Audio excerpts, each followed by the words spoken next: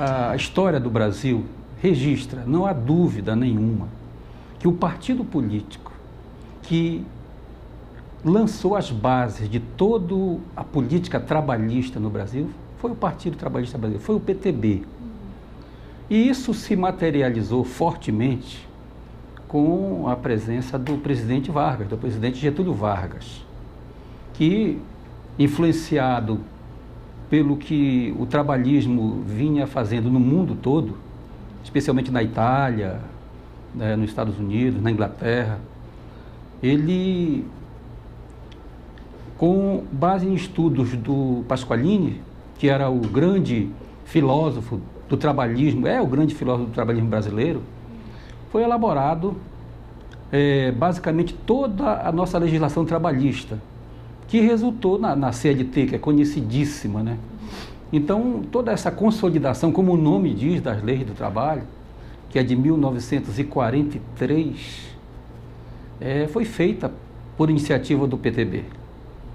Claro que contando com a iniciativa, com o arrojo do presidente Vargas, e que também não ficava só no que ele queria ou no que ele pensava. Ele determinou que fossem realizados estudos. Tanto que, para aquela época, a nossa legislação trabalhista era avançadíssima. Muito grande os direitos que foram conquistados com aquela legislação.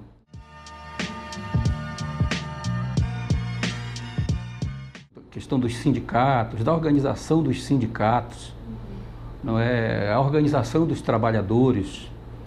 Eu diria que naquele tempo, sim, essa palavra trabalhador era usada na sua verdadeira essência, naquilo que ele, de fato, tem de nobre e da participação do trabalhador na vida de uma nação.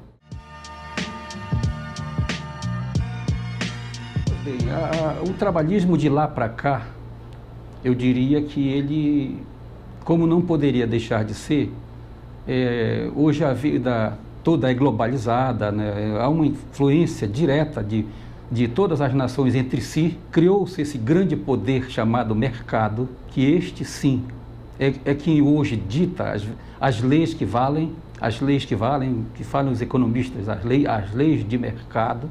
E o trabalhismo de lá para cá, ele tem experimentado alguns conflitos, no nosso caso, do trabalhismo brasileiro.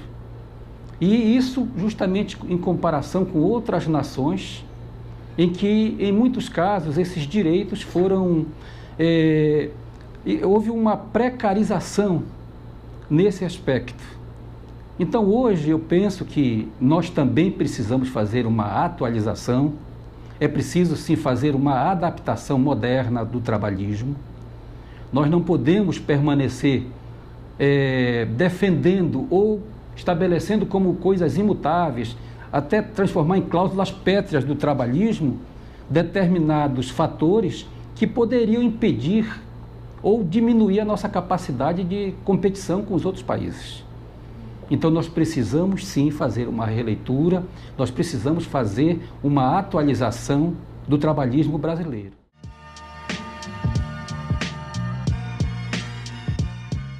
Esse estudo, comprometido com o trabalhismo e com o PTB, com o que o PTB representou e com o que nós esperamos que ele passe a representar com essa atualização, nesse novo cenário brasileiro, nós temos todo esse histórico do trabalhismo no mundo todo e nós pretendemos fazer propostas técnicas sobre essa questão do trabalhismo e, dentro deste aspecto técnico, verificar a viabilidade política de haver, por parte do nosso partido, propostas no Congresso Nacional.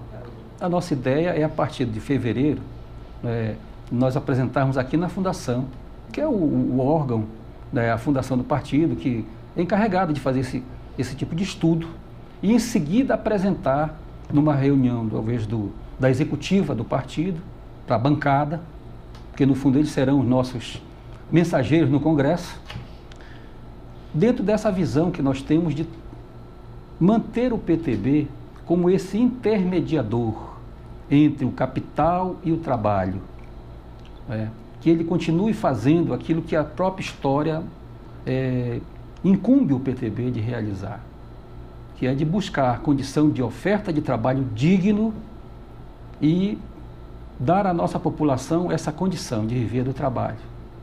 Um trabalho que ele tenha condição de trabalhar sem estar extenuado, sem estar exaurido, escravizado, mas um trabalho correto, de acordo com sua capacidade física, de acordo com os dias atuais.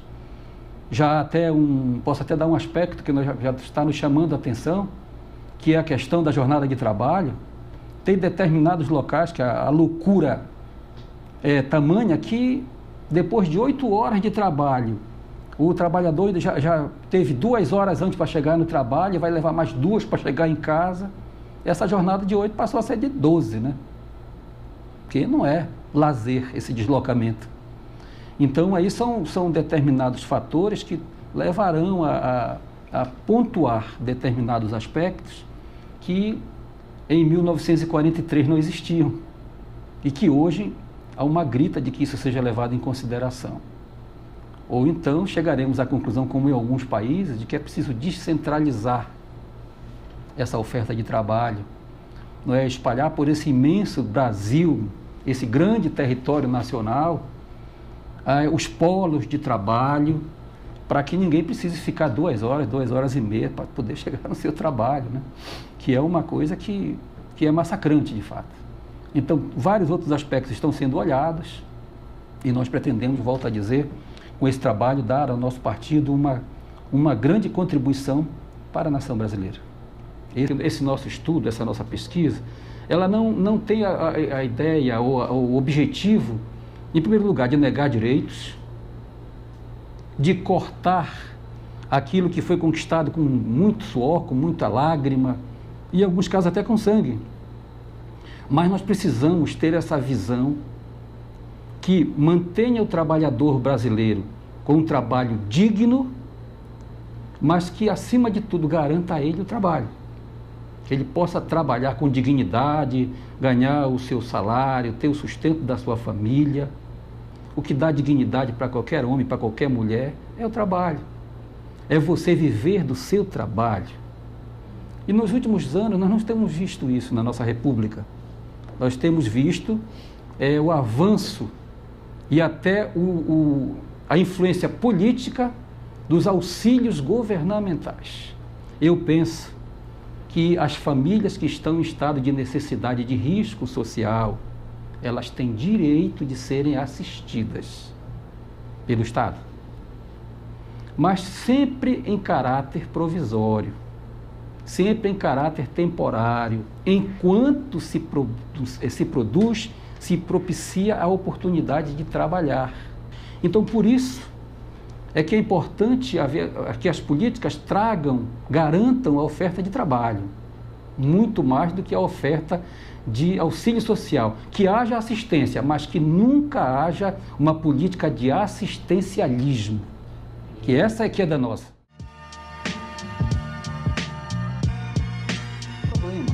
A questão do custo Brasil, tão falada aí, especialmente pela área da economia, os economistas falam muito disso, do nosso alto custo, e que isso nos prende, nos incapacita para competir com outros países. Claro que nós não queremos ser nenhuma China, né?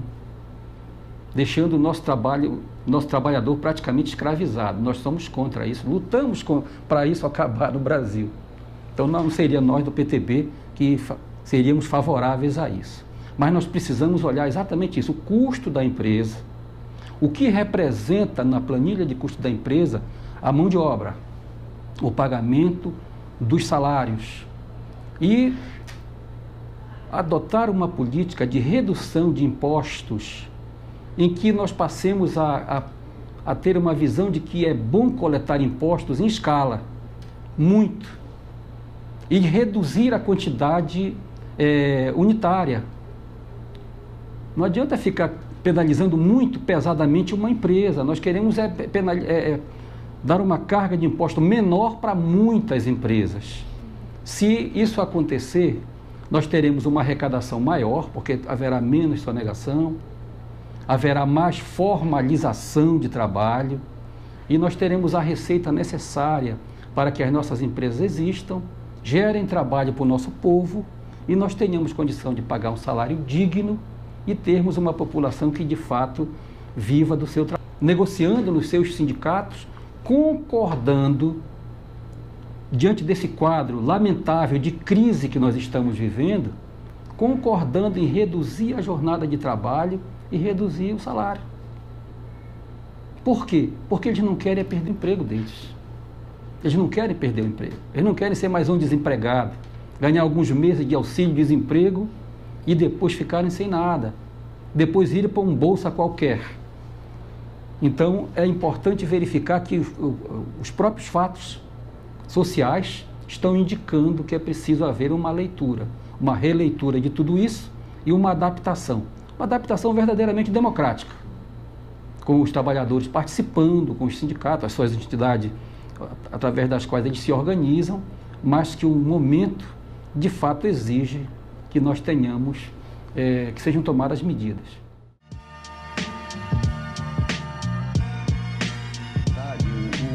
A Constituição de 88, ela trouxe para os servidores alguns aspectos da legislação trabalhista, como a permissão para eles se organizarem em sindicatos, não é?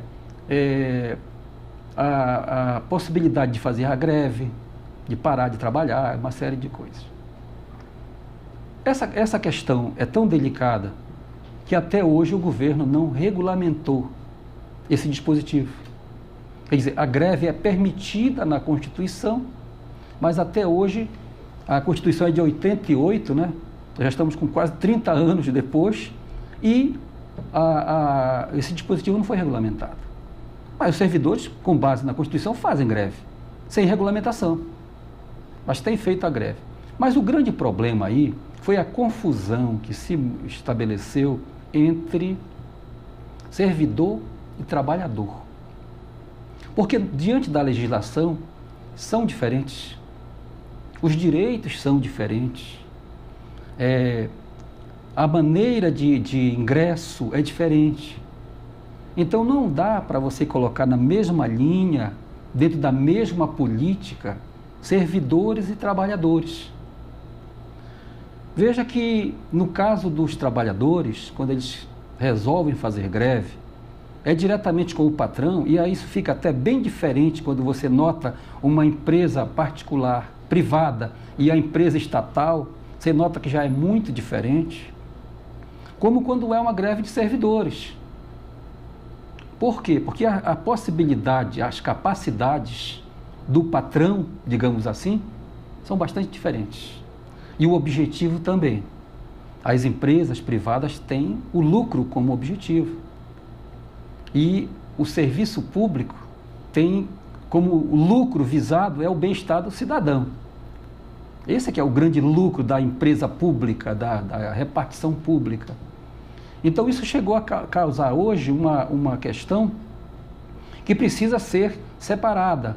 Não que a gente queira fazer um apartheid por fazer, sem olhar o verdadeiro sentido, mas sim estabelecendo claramente para servidores e trabalhadores a maneira certa de reivindicar e de alcançar os resultados. Por exemplo, vou dar um exemplo. O servidor, na minha opinião, é inútil muitas vezes ele fazer uma greve para querer melhorias salariais se isso não está garantido no orçamento da União, por exemplo, ou no orçamento do Estado. Aquela greve só vai penalizar a população porque não tem de onde tirar o dinheiro. Então, na minha opinião, o momento adequado de reivindicar, de tentar garantir melhorias para o seu salário, no caso do servidor, para os seus proventos, é na hora da elaboração do orçamento, na hora da discussão e da aprovação do orçamento.